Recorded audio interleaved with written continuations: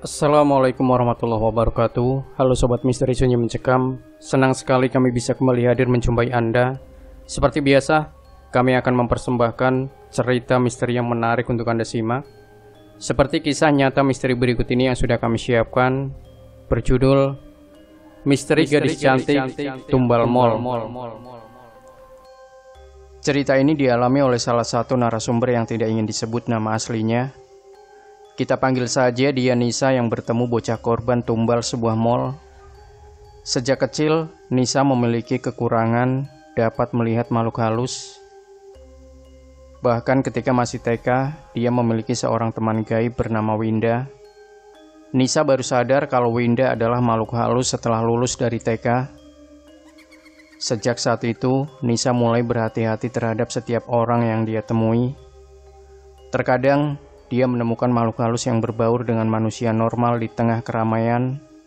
Beberapa dari mereka dapat Nisa kenali sebagai makhluk halus, sebagian lagi tidak. Beberapa makhluk halus benar-benar mirip seperti orang normal. Beberapa dari mereka berwajah pucat dan pandangannya kosong. Namun tidak jarang juga sosok-sosok itu muncul dengan keadaan terburuknya. Apalagi mereka yang menjadi korban tumbal. Salah satunya seorang bocah yang dikorbankan demi sebuah mall. Nisa lebih memilih menghindar ketika berpapasan dengan makhluk yang berbeda frekuensi dengannya. Terkadang makhluk-makhluk itu mengeluarkan bau yang mengganggu dan aura yang mendatangkan kesedihan atau rasa was-was. Menurutnya, makhluk gaib yang jahat memiliki aroma amis darah yang sangat kuat dan bau busuk yang merebak. Ketika mencium aroma ini di tempat umum, Nisa memilih menjauh. Selain tidak menyukai kehadiran mereka, satu hal lain yang Nisa tidak suka adalah sosok-sosok itu mengajaknya berbicara dan bahkan meminta tolong. Dari sekian banyak pengalamannya diajak bicara makhluk gaib, Nisa membagikan salah satu yang paling berkesan. Kejadian ini terjadi saat dia masih kuliah semester akhir dan dalam proses skripsi sambil magang di salah satu perusahaan swasta. Hari itu berjalan cukup berat. Kerjaan di tempat magang cukup banyak dan skripsinya tengah buntu. Dengan langkah lemas, Nisa turun dari angkutan umum. Dia harus melewati sebuah gang untuk sampai di kos. Cuaca saat itu mendung gelap, padahal pukul 5 sore belum ada. Gerimis ringan mewarnai daerah tempat tinggal Nisa. Saat berada di tengah gang, Nisa sudah merasakan kehadiran makhluk halus yang mengawasinya. Namun dia belum sadar kalau dia adalah korban tumbal yang butuh bantuan. Sosok ini mengintip di sela-sela gang dan terus mengikuti Nisa. Namun seperti biasa, Nisa tidak menghiraukannya. Dia sudah lelah dengan pekerjaan dan tidak menggubris panggilan kakak yang diucapkan makhluk tadi padanya berkali-kali. Tidak lama, akhirnya Nisa sampai di kos. Sebuah kos petak 2 sekat yang berada di ujung gang buntu. Dia melemparkan tas dan langsung merebahkan tubuhnya yang sudah seperti remuk. Baru saja akan terlelap. Tok, tok, tok. Pintu kamarnya diketuk 3 kali dengan pelan. "Iya, siapa?" "Kakak." Jawab sesuatu di balik pintu itu. Sosok tadi mengikutinya sampai ke kos. Nisa tidak menjawab panggilan tadi dan memilih memejamkan matanya. Dia berusaha tidur. Suara ketukan 3 kali masih terus terdengar selama beberapa saat, hingga hujan deras turun dan menyamarkan suara itu. Nisa lega, kini dia bisa tidur dengan lebih nyaman. Tidak lama dia terlelap. Nisa tersentak bangun ketika adzan Isya berkumandang. Di luar masih hujan, namun tidak sederas tadi. Baru saja akan meraih HP, suara ketukan muncul lagi. Tok, tok, tok. "Ya ampun," keluh Nisa dengan agak kesal. "Tok." "Enggak, saya enggak mau berurusan sama kalian. Tinggalin saya sekarang juga." "Tolong aku," sahut sosok itu masih dari balik pintu. Enggak. Suara di luar berhenti. Nisa merasa sosok itu sudah pergi. Awalnya dia tidak ingin keluar, namun perutnya mulai kelaparan dan harus membeli makanan. Sebelum keluar, Nisa mencoba mengintip dari jendela kamar kosnya. Ternyata sosok itu masih ada di sana, berdiri di bawah nyala lampu temaram berwarna kuning di teras kos. Di sana berdiri seorang anak perempuan pucat dengan rambut dikepang dua. Dari balik jendela, Nisa mengamati sosok itu. Dia mengenakan baju seragam SD Kumal dan menyandang sebuah tas ransel berwarna hitam. Entah kenapa rasa iba tiba-tiba muncul. Nisa akhirnya membuka pintu dan sosok anak kecil itu berdiri di hadapannya. Sosok anak yang manis, hanya saja seluruh bola matanya berwarna hitam dan kulitnya sudah pucat dengan urat-urat kehijauan menjalar dari dagu ke pipinya. "Kamu kenapa?" "Kakak, bantuin aku," ujar anak itu singkat. "Bantuin apa? Mau dikirim doa?" "Aku mau kalau doa, tapi kalau disuruh bukain tali pocong segala macem, aku gak bisa," jawab Nisa yang trauma kepada salah satu sosok yang pernah memintanya membukakan ikatan pocongan jenazah. "Bukan kak, aku mau minta tolong kakak buat sampaikan salamku, buat sampaikan salam aku ke bapak sama ibu." "Maksudnya?" "Bapak sama ibu sampai sekarang masih nyariin aku, masih nunggu aku pulang. Aku minta tolong kakak bilangin ke ibu sama bapak kalau aku sudah gak ada dan gak akan pulang." "Kamu kenapa?" "Badanku udah ditimbun semen pondasi mall kak." "Astagfirullahaladzim." Spontan Nisa beristighfar. "Kenapa kamu bisa sampai di sana?" Sosok itu kemudian menceritakan semuanya, dimulai dari namanya yaitu Sera, nama sekolahnya, kapan dia diculik, dan hari di mana dia dijadikan tumbal pondasi sebuah mal terkenal yang belum lama dimulai pembangunannya. Tidak terasa mata Nisa berkaca-kaca mendengar kisah sosok anak kecil yang jadi tumbal itu. Nisa tahu yang hadir di hadapannya ini bukan anak yang sudah wafat itu, melainkan jin korinya yang menyampaikan pesan kematian dan menyaksikan semua kejadian pilu anak itu. "Kamu tinggal di mana? Siapa nama ayah sama ibu kamu? Nanti kakak coba bantu." Sosok anak kecil itu tersenyum, walaupun matanya total hitam dan kulitnya putih pucat. Namun Nisa melihat pancaran anak kecil yang ceria dari sosok itu.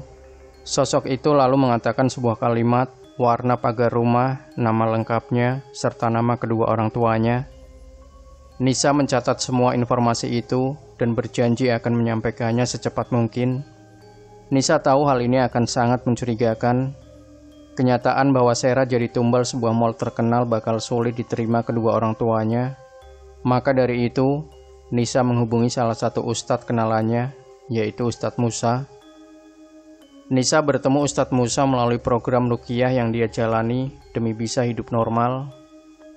Ustadz Musa sendiri sudah mengetahui kekurangan Nisa dan paham risiko yang akan dia terima jika sendirian pergi ke alamat itu. Akhir pekan ditemani Ustadz Musa, Nisa menuju ke alamat yang diberikan Sera, bocah korban tumbal sebuah mal. Saat Nisa datang, seorang wanita parubaya tengah duduk di teras rumah memandang ke arah jalan. Nisa menarik napas panjang dan menyiapkan mentalnya. Dia melihat ke arah Ustadz Musa yang mengangguk tanda menyetujui apa yang akan Nisa lakukan. "Assalamualaikum, Bu." "Waalaikumsalam." "Iya mbak, cari siapa?" "Maaf, benar dengan rumah Pak Zainal dan Ibu Yuni?" "Iya benar, saya sendiri. Ada apa mbak?" "Ibu benar punya anak namanya Sera."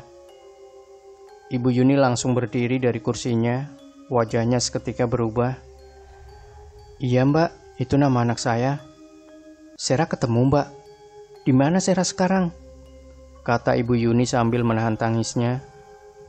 Nisa sudah hampir menjawab pertanyaan Ibu Yuni, tapi Ustadz Musa mencegahnya. Ustadz Musa bilang, "Iya Bu, namun sebelumnya apa Bapak ada di rumah? Biar lebih enak juga." "Ada Mas, mari masuk." Ibu Yuni bergegas membuka pagar, lalu mempersilahkan Nisa dan Ustadz Musa masuk. "Pak, ada tamu. Sera udah ketemu Pak." Dari dalam kamar seorang pria parubaya keluar dengan cepat. Pak Zainal yang mengenakan peci putih bergegas menyambut Nisa dan Ustadz Musa. Sera ketemu bu. Mbak ini yang nemuin. Saat itu Nisa sudah hampir tidak bisa menahan air matanya. Dia akan membuat kedua orang tua Sera kecewa setelah ini. Sebuah kenyataan bahwa Sera jadi tumbal sebuah mall terkenal. Pak Zainal dan Ibu Yuni lalu duduk bersebelahan dan Nisa mulai berbicara. Pak, Bu, kenalkan saya Nisa. Sebelumnya saya minta maaf jika saya lancang dan tiba-tiba saja datang ke sini untuk membawa kabar tentang Sera. Saya tahu Bapak dan Ibu akan susah menerima ini, namun saya dititipi pesan oleh Sera agar Bapak dan Ibu tidak usah mencari lagi. Kenapa Mbak? Apa Sera marah sama kami? Sera di mana sekarang? Sera udah nggak ada Bu. Wajah Ibu Yuni yang awalnya nampak cerah seketika terlihat getir, air matanya jatuh. Maksud Mbak apa? Jenazah anak kami ketemu. Di mana? Pak Zainal bertanya, nada bicaranya mulai naik. Enggak Pak, jenazah Sera nggak bisa dicari Pak. Sera jadi tumbal untuk pondasi mall. Allahu Akbar. Mbak jangan macam-macam. Kami sampai hari ini masih cari anak kami. Dan Mbak sebenarnya bilang anak kami sudah nggak ada dan jadi tumbal mall tanpa bukti. Pak Zainal sudah tidak mampu lagi menahan emosinya. Ibu Yuni terisak. Ustadz Musa angkat bicara. Pak, Bu, istighfar.